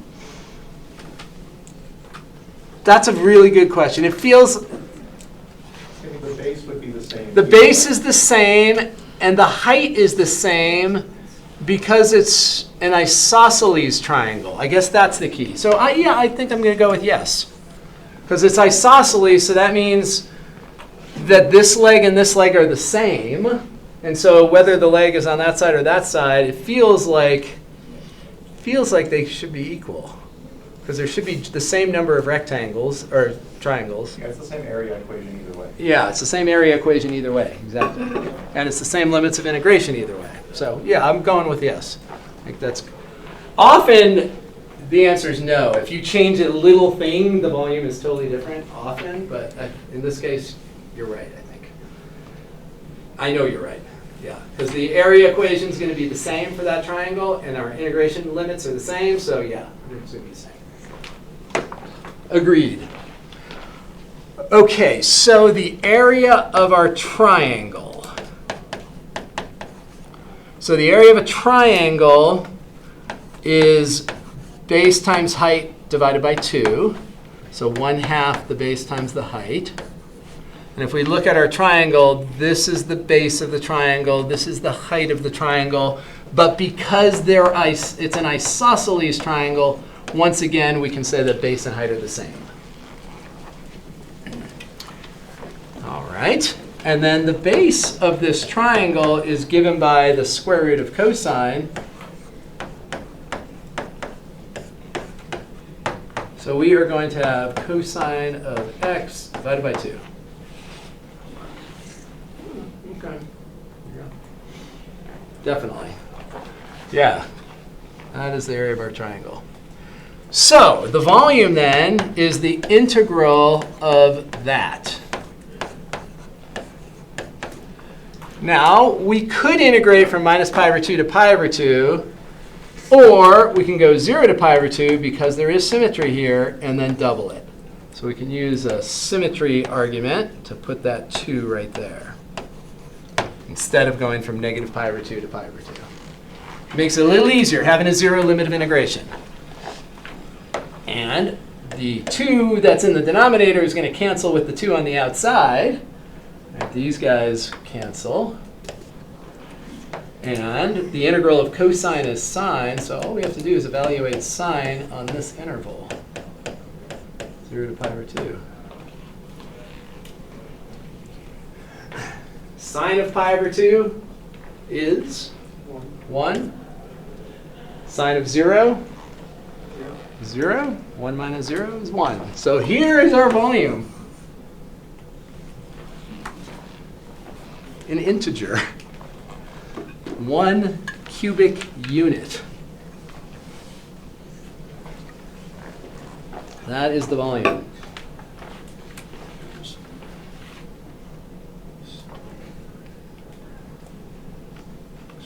Feels like it should be more. Yeah, that's true. Feels like it should be more. This dimension is 1.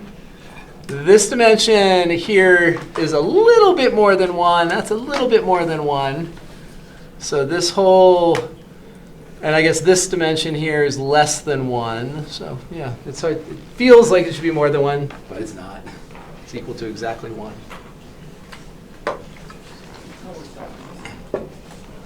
All right, any piece of that? So I'm guessing that let's see, if we have, getting just the area of a right triangle, it's half of the base squared. So that length there squared times 2 would, 2 So divided the by 2, okay. base divided by 2. The base squared divided by 2 is going to give us that. Double it, you get rid of the 2 in the denominator, integrate cosine, you get sine. Yeah. Interesting.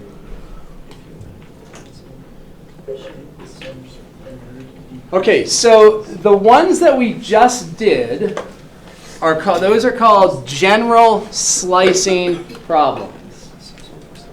There are going to be 2 different ways to generate solid objects. One is to define the base of the solid and say, hey, put squares or triangles perpendicular to it. So you're generating it, you're building it.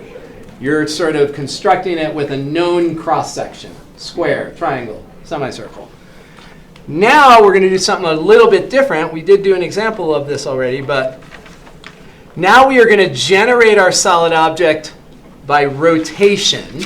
And when we create our solid object by rotation, if the solid object is touching the axis that you rotate it around, your cross sections are always going to be circles, discs. So that's what we're going to do now. So if we have a function and it's defining a region, and that region is touching the axis of rotation, you're going to end up with all cross sections being discs. So you get a pi r squared in here as your area function. So this function is building this radius right here. That's the radius of a disk. And here, there's a really cool app called CalcPlot 3D. I don't know if has anyone heard of it yet? CalcPlot 3D, usually you don't see it till Calc 3. It's great for this in Calc 2 because we can see the solid object. Intuitively, you know it's going to be a cone. If you take this triangle and rotate it around, you're going to create a cone. And so here's a picture of the cone with the cross section sort of highlighted, taken out. It took out part of the cone so you could see the cross section. So that red rectangle there rotated around creates this red slice. And so then there's all those circular slices throughout the whole cone. Same thing, we're going to integrate the area of that slice to get the volume of the cone. So really cool program. You'll see it a lot more in Calc 3, CalcPlot 3D. It's actually developed he was a grad student when he started the project, and he's about my age. We used to go to conferences together, and he got this National Science Foundation grant to build this program that does this graphing, and he built this CalcPlot 3D.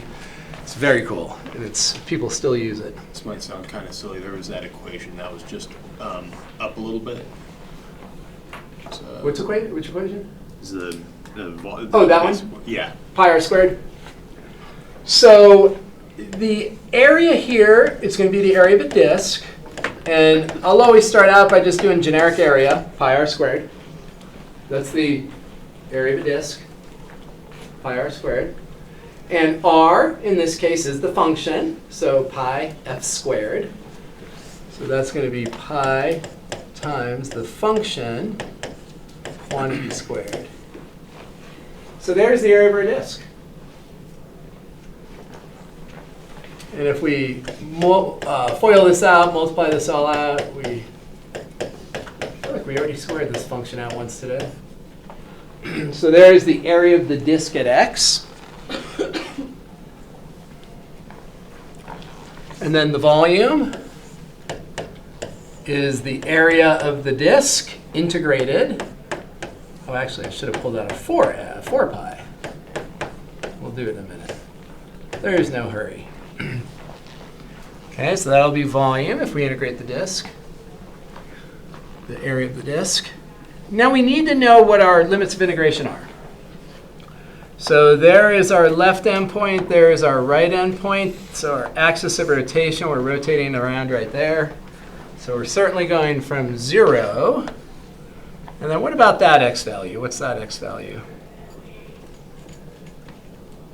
So we know the y value is 0 there, so we want to solve that equation. So we get x equals 1. So that's going to be our right limit of integration. 0 is our left limit.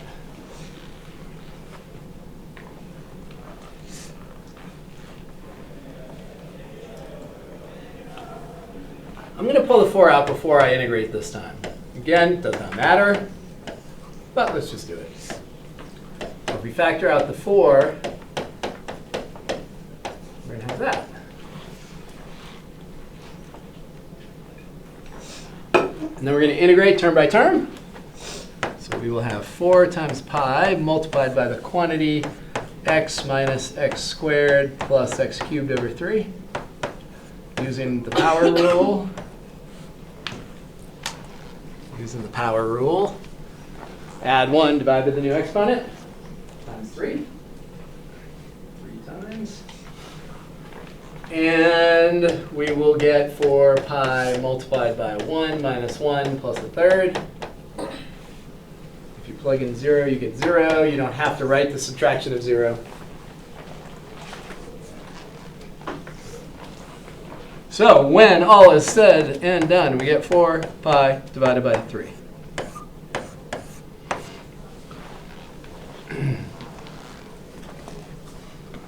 That is the area of that cone. And if you know the geometric area of a cone, we should get the same thing. Does anyone know the geometric volume of a cone?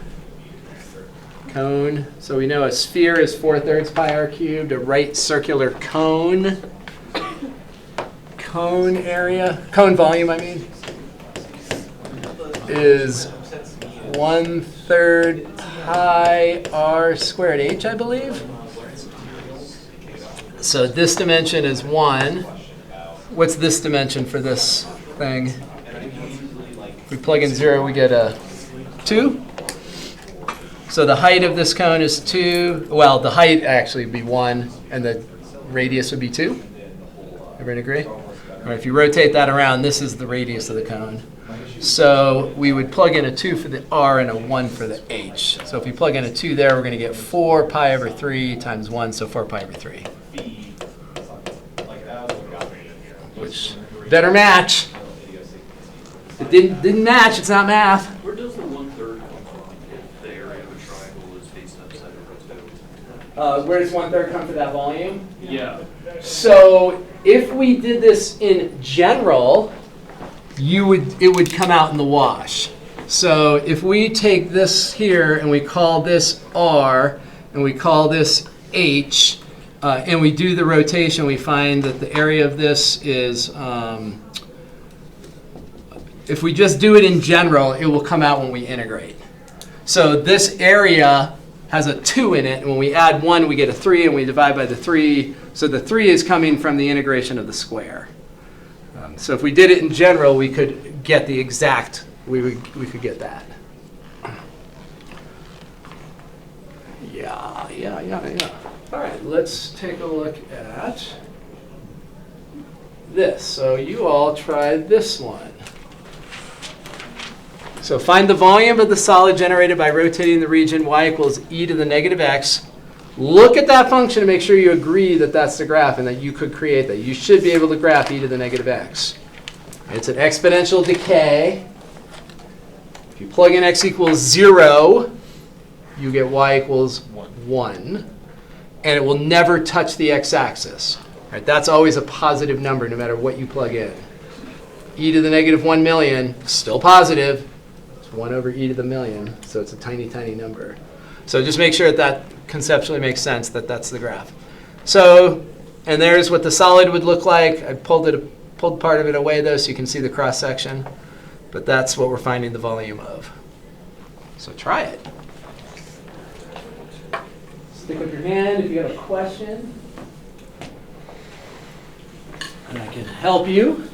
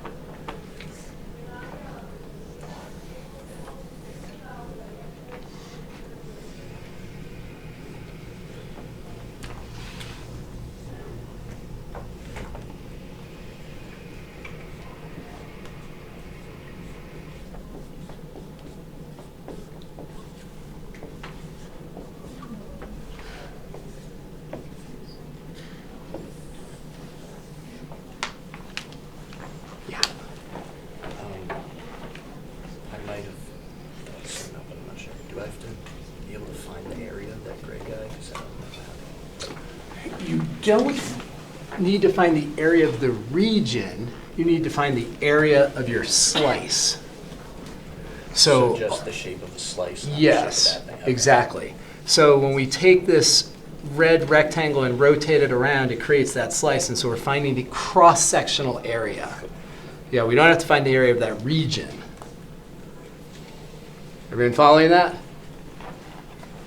Right. With all these volume problems, we're finding the area of a cross-section, not the area of the generating shape. Like this cone thing over here, we never found the area of this triangle. We found the area of the disk that was created. And here's the generalization of that if you wanted to work through it and get the area of the cone, volume of the cone. For our definite interval, are Yes. we taking our bounds along the y-axis or the x-axis? So it's always the axis you're rotating around. Okay, so it'd be 0 to ln 4. Yes. So when you think about that element, that rectangle, as it rotates around, it's creating that disk. And those disks are all stacked sideways next to each other.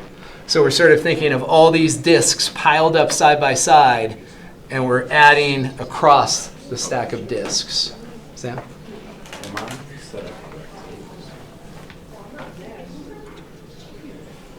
Yeah.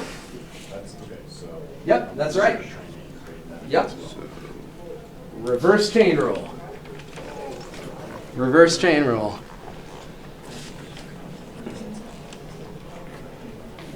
So remember that the exponential function is that one function that has, yeah, that's good. How do we get the integral of that? How do you get the? Oh, that, yeah, that piece. Oh, I see. That's the upper limit is that.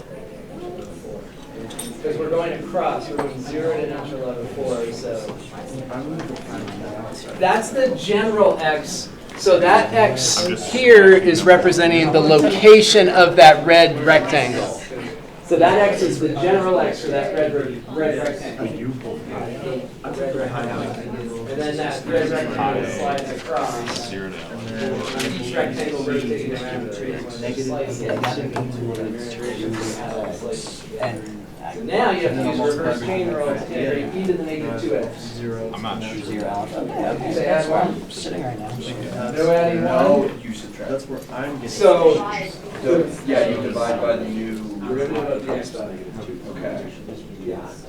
Yeah, with exponentials, you don't do the add one. and Well, divide it would thing. be pi Right? times. Exponentials has its We're gonna do the own- fundamental theorem of calculus first. Let me write this down and then we'll talk about the integration. So area of the disk Then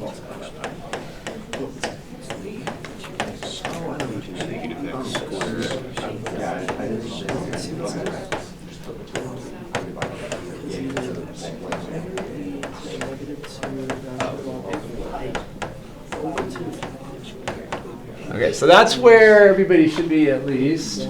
Any question on how to get to that setup there?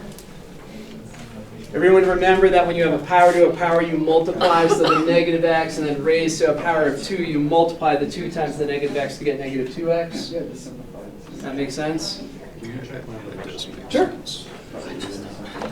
So now you could use regular substitution where you let u equal negative 2x, but we don't want to do that. Perfect. That's right. Yeah, and then your limits. Yep, that is right. So the big key with an exponential is that the derivative or integral of an exponential begins with itself. And then there's a tweak if it's not just x. So the first thing we write down is the exact exponential function. And in this case, the derivative of the exponent is negative 2, so we divide by negative 2. So that is reverse chain rule. So this is reverse chain rule, RCR, reverse chain rule. So an exponential's derivative or integral is itself. If you're differentiating, you multiply by the negative 2. If you're integrating, you divide by the negative 2. Okay, so you don't take the integral of the negative 2x. Either way, you're taking the derivative. So that's how an exponential is different than a polynomial. With a polynomial, you focus on the exponent, add 1, divide by the new exponent. With an exponential, it's a little bigger. You stand back, it's like it's the whole thing, unmodified, but then you divide by whatever the exponent's derivative is. Yeah, so it's just a different technique if you have an exponential. So you kind of have to make that fork in the road. Oh, it's a polynomial. I use the add 1, divide by the new exponent. Oh, it's an exponential. It is itself integral. And then modify it. Yeah? The evaluation with the... Okay, let's... Yeah, so there's a little bit of a nuance here. So the first thing I'm going to do is sort of separate the constant out to the front and just think about plugging in these limits of integration just into the e piece. Just keep that leading constant out of the way so that we can kind of boil it down to the part that's trickiest. So this at the upper limit, that's e to the minus 2 natural log of 4. Okay. That's the upper limit of integration plugged in. And now we subtract off the lower limit plugged in, which is going to be e to the 0. Negative 2 times 0 is 0. Right? Okay, now we have some laws of exponents that we have to recall. What's the magic power for a coefficient of a log? What can it do? Fly up to the exponent position of the whatever's inside. So this is going to be 4 raised to the negative 2 minus 1. Right? Coefficient of a log can jump up to the exponent position. And then what's e to the natural log? They collapse. So those cancel each other out, and we're going to end up with minus pi halves 4 to the negative 2 minus 1. And what's 4 to the negative 2? 1 over 16. We're almost there. Lots of arithmetic. So 1/16 minus 16/16 is minus 15/16. So we get 15 pi divided by 32. Yeah.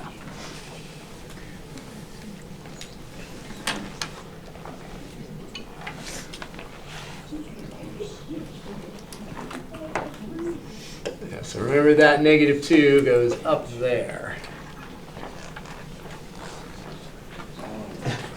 You remember that now? Makes so much sense. Once you see it. Oh, yeah. How far back? That's what Calc 2 is all about. Digging deep. You got to go back to all the algebra, all the trig.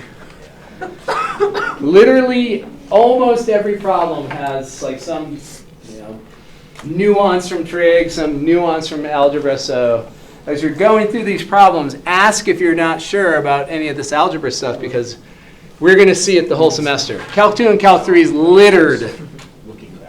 You have to remember all the little algebra tricks and all the trig stuff. So it's- I see. that's it. what's hard. So you've got natural log 4 to the power of -2, and that's a power to all to e. So this right here, these two cancel each other out because they're inverse functions of each other. And so then that just comes down. So the rule, if you have e to the natural log of whatever, e to the natural log of that thing, then you get that thing. Right, the e and the ln cancel each other out. Zach? Yeah, I have a So I can remember. semi-related question. With the trig stuff, with the sines and cosines, I keep thinking right now of like the graphs when I'm trying to think like what is pi over 2 or pi, and you keep talking about unit circle. So I should. When you're thinking trig values, it's way easier to use the unit circle. There's all the symmetry that you can use. If you start thinking about the wiggly graph, I mean, trying to remember where's the high point, where's the low point, that's very hard to visualize. With the circle, you should be able to visualize, like if our focus is on the sine function, the sine function is 0 over here. Sine is 0, that's the y-coordinate. And then the y-coordinate comes up to square root of 2 over 2, and then the y-coordinate comes up to 1, and then the y-coordinate goes back down to square root of 2 over 2, and then the y-coordinate goes back to 0. So you should be able to see that the sine is these vertical distances. So sine is the y-coordinate. It's much easier to think about sine values and cosine values if you're thinking about the unit circle. And it should be easier also to think about tangent values if you know this, which most of you don't. But I'm going to show you because it's so helpful. If you draw this triangle right here on the unit circle, this dimension is tangent right there. So the unit circle, so that horizontal is 1, and this hypotenuse here is secant. So if you're right here, the tangent is the height of this rectangle. As you start rotating around, the tangent here is 0. The height of that rectangle is 0. And as you start rotating around, tangent hits 1 at 45 degrees. And then it gets huge, huge, huge. It's the height of this triangle. And then it's undefined at pi over 2. There is no triangle there. This height gets infinitely large, which is why when you look at the graph of the tangent, it has that asymptotic behavior. So this is a really good triangle. We'll talk a lot about it later because it gives you a way to visualize the values of tangent. Like if you think tangent's an easier one to visualize from the graph anyway because it just spikes as you're going to the right and goes down as you're going to the left. But this gives you a sense of how you can see that at 45 degrees, tangent is 1. And that it's going to be smaller than 1 when you're between 0 and 45 degrees. So 45 degrees, if you draw that out, this height is 1. All right, so an angle less than 45 degrees, tangent's going to be less than 1. More than 45 degrees, tangent's going to be bigger than 1. So it gives you a good way to sort of think about it. So I would definitely focus on unit circle. Okay, cool. Those graphs are important when you get into engineering. You're talking about, electricity and things. But in terms of visualizing values, the unit circle is going to be a better way to go. That makes sense. Yeah. And one thing to keep in mind is that we rationalize these denominators so that you can compare the values easily. Right? Those are the three common numbers that you see in the intermediate angles. And we rationalize the denominators so you can tell which one's bigger. Bigger the numerator, the bigger the value. So you can see the way they are related to each other. If you're looking at quadrant 1 on the unit circle, you know, this y coordinate is 1/2. This y coordinate is square root of 2 over 2. This y coordinate is square root of 3 over 2. Right, the y values. So these y values right there. And so rationalizing them is a good idea. Sometimes the trig books don't rationalize them, but if you're on the unit circle, it's much easier to sort of see how they're related if you rationalize those denominators. All right, let's do one more, at least a setup of one more. So these volume problems, our general principle is to find the area of the cross-section, not the area of the region that we're rotating, but the area of the cross-section. And our cross-sections in the last couple have all been disks. Let's notice that if we create a region that's not touching the axis of rotation, so there's this little gap right here, when this rotates around, there's going to be a hole in it. So everybody see, you're going to have a solid object with a hole through the middle of it.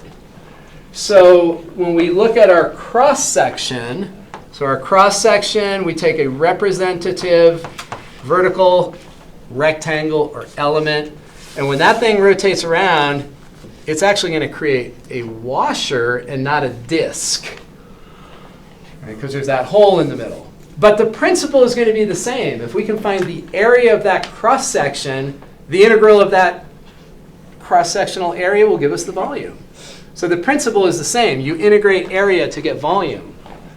And so when we look here, I see this gap. We're rotating around the x-axis.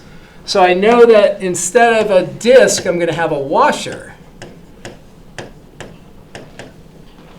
Because that thing has this little gap. When it rotates around, that's what the corresponding slice will look like. Now, area of a washer.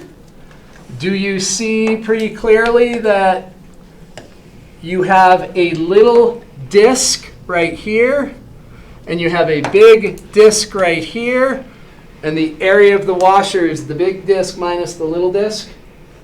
Makes sense. Right? So the area of the washer is going to be pi times the big radius, or the outer radius squared, minus pi times the inner radius squared.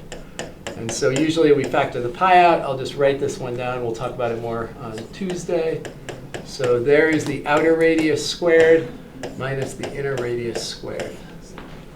So the outer radius is this whole distance. That's x to the 1/4. We square it. And then we subtract off. The inner radius is x. We square that. We'll look at the details of that on Tuesday. There's plenty of work you can do and not have to deal with washers yet. But they'll be here in full force on Tuesday. So if you have time over the weekend, dabble in the washers, but definitely be able to do the discs. Okay, good.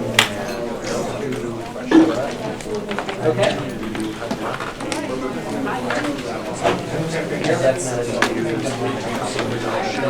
Yes.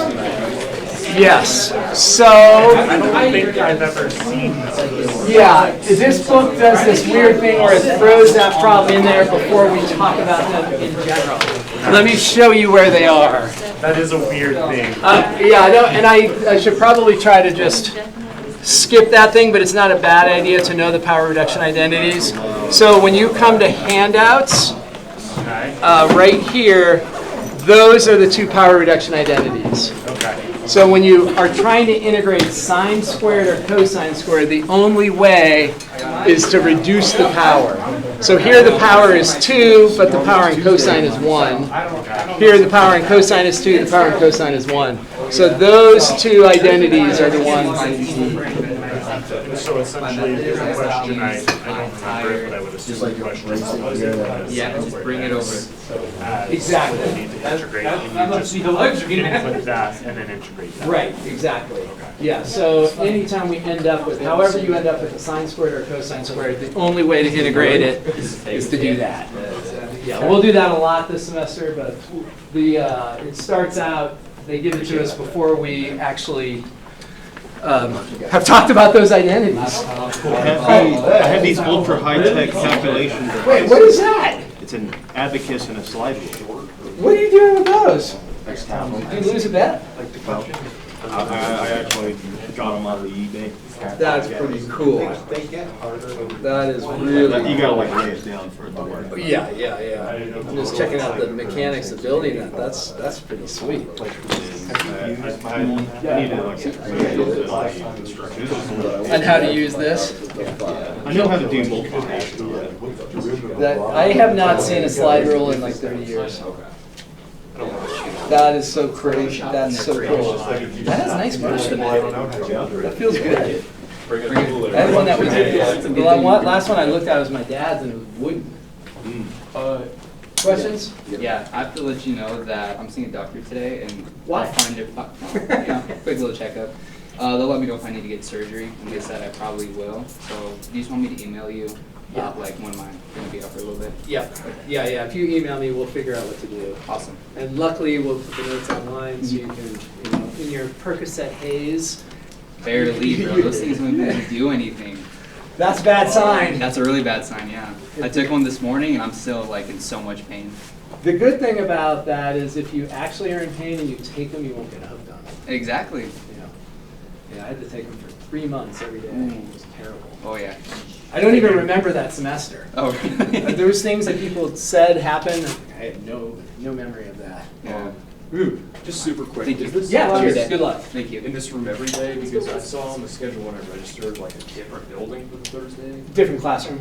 Is it this? No, we're in here. Yeah, we're in here. Yeah. Tuesday and Thursday? Yes, we're here? Okay. both days we're in here. The original classroom that we were going to be in was 1204, which is right around the corner. Yeah, no, I saw that, and then on Thursdays it said we're actually in like a different building. It's only. Do you have that there? I don't have it. No, it was like when I registered. I can't find it anymore. No, we're in here I was Tuesday and just Thursday. confused when I Yeah. came in today. Because Yeah. it, I'm confused. I remember at one point I just saw a different address for the Thursday class. Okay, yeah, no, we're in here the whole time. Perfect. Yeah, come here. Don't go anywhere else. No, that's cool. Tuesday, Thursday, 9:30. Come here. Absolutely. Have a great weekend. You too. Oh, let me hit stop on that thing that is recording all of our activity. Okay, you don't want to go. Derivatives